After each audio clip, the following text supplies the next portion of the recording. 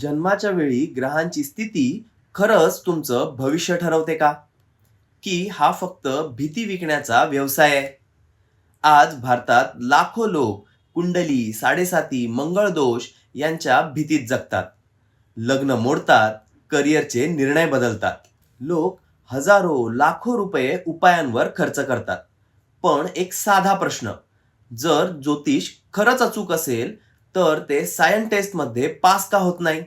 1945 मध्ये Shawn Carlsen नावाच्या सायंटिस्टने एक एक्सपेरिमेंट केला. काही एक्सपिरियन्स ज्योतिषांना लोकांच्या जन्मकुंडल्या दिल्या.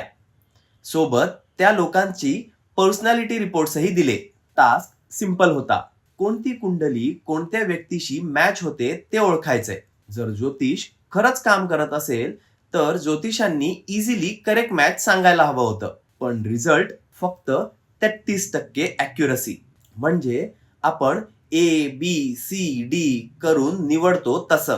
हा अभ्यास नेचर सारख्या जगातील मोठ्या सायन्स जर्नल मध्येही पब्लिश झालाय. आता दुसरी गोष्ट, ज्या राशींवर आजचं ज्योतिष आधारित आहे त्या 2000 वर्षापूर्वीच्या आकाशावर आधारित आहेत.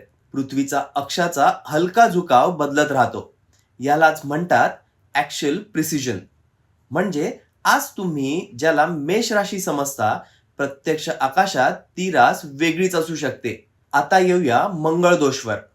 आजही अनेक लग्न फक्त मांगलिक म्हणून मोडली जातात. पण एकही सायंटिफिक स्टडी असं सिद्ध करू शकलेली नाही की मंगळामुळे घटस्फोट होतात, जोडीदार मरतो किंवा लग्न खराब होतं. सक्सेसफुल मॅरेज डिपेंड असतं communication, emotional maturity, respect, trust आणि कम्पॅटेबिलिटीवर, ग्रहांवर नाही. मग लोकांना ज्योतिष खरं का वाटतं? कारण आपला मेंदू पॅटर्न शोधतो. उदाहरणार्थ, तुम्ही चांगले आहात पण लोक तुम्हाला समजून घेत नाही. हे जवळजवळ प्रत्येकालाच लागू होतं. याला मानसशास्त्रात म्हणतात बॅर्नम इफेक्ट. आणि जे प्रेडिक्शन्स बरोबर येतात ते आपण सहज लक्षात ठेवतो, पण चुकीचे प्रेडिक्शन्स आपण विसरतो.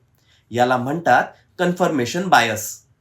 सत्य हे आहे, ज्योतिष सर्टॅनिटी विकतात, भीती विकतात आणि त्या भीतीवर पैसा कमावतात. तुमचं भविष्य ग्रह नाही ठरवत. तुमचे डिसिजन, तुमची मेहनत, तुमचं शिक्षण, तुमचे विचार, तसेच चुकीच्या गोष्टींना विरोध करण्याची व तुमच्या हक्कांसाठी तुमची लढण्याची प्रवृत्ती, हे तुमचं भविष्य ठरवतं.